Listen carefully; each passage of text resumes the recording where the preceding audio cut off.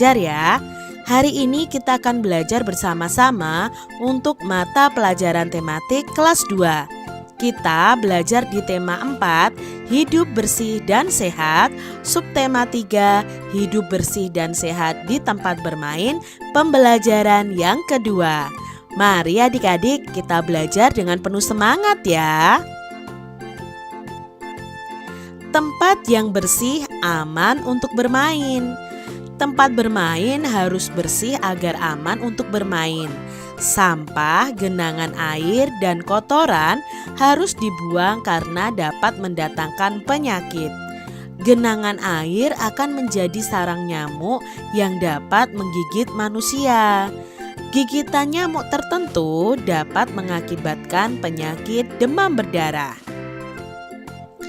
Keselamatan bermain juga dipengaruhi kebersihan lingkungan.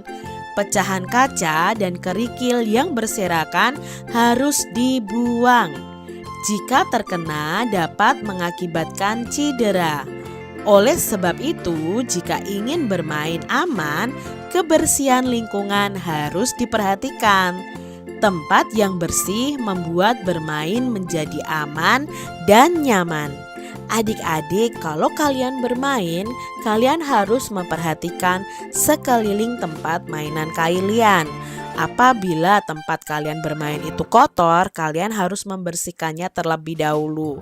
Karena sangat penting nih adik-adik, keselamatan saat bermain.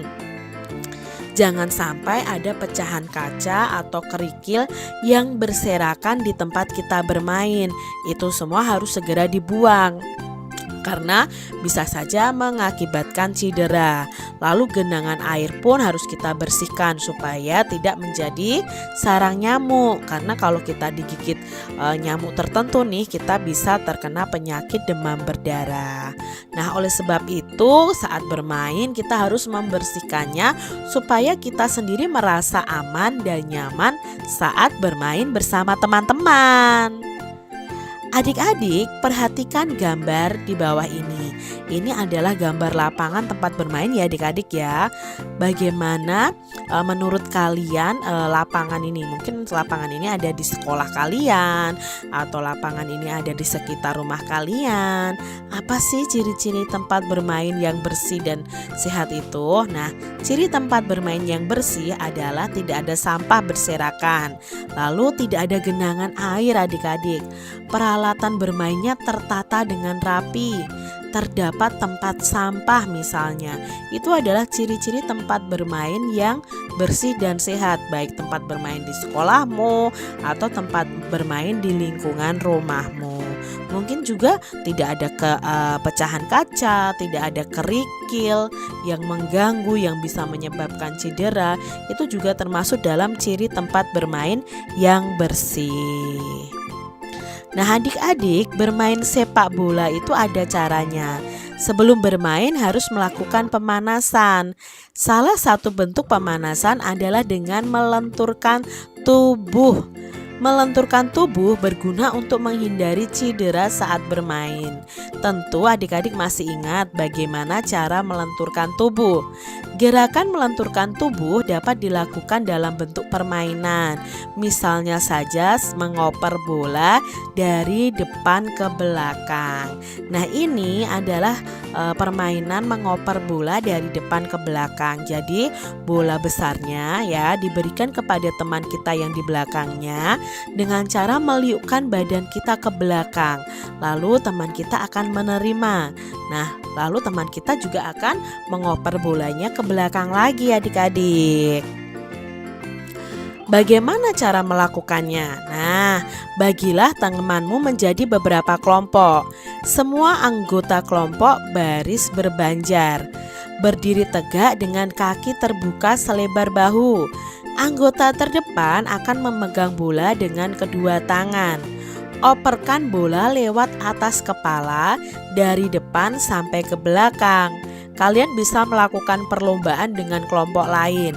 Kelompok yang paling cepat mengoper bola sampai ke belakang adalah pemenangnya.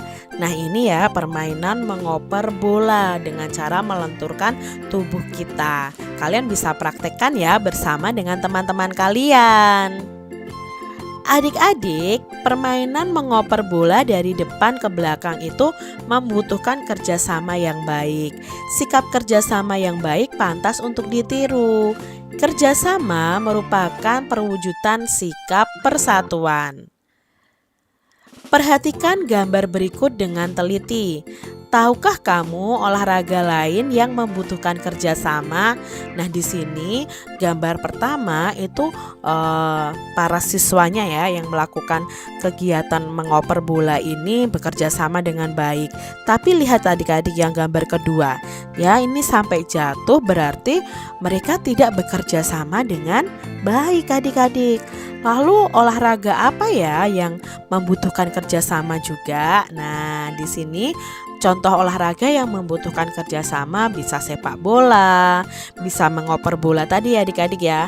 Basket itu memerlukan kerjasama.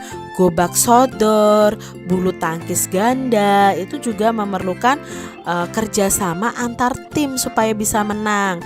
Kasti dan lain sebagainya. Kalian bisa lengkapi ya. Contoh olahraga apa saja yang membutuhkan kerja sama. Nah, sikap apa yang harus dimiliki agar terwujud persatuan ketika bermain dengan teman? Nah, adik-adik saat kalian bermain dengan teman ada sikap-sikap yang harus kita miliki. Contohnya di sini saling pengertian. Nah, saat bermain dengan teman itu harus saling pengertian, saling menghormati walaupun ada perbedaan. Tidak mengejek teman kita. Mungkin kita menang saat bermain, teman kita kalah. Nah, itu kita tidak boleh mengejek, tidak boleh merasa ingin menang sendiri, tidak curang saat bermain. Nah, harus sportif. Harus sportif itu hampir sama ya pengertiannya dengan tidak curang adik-adik. Itu sikap yang harus dimiliki agar terwujud persatuan dalam bermain.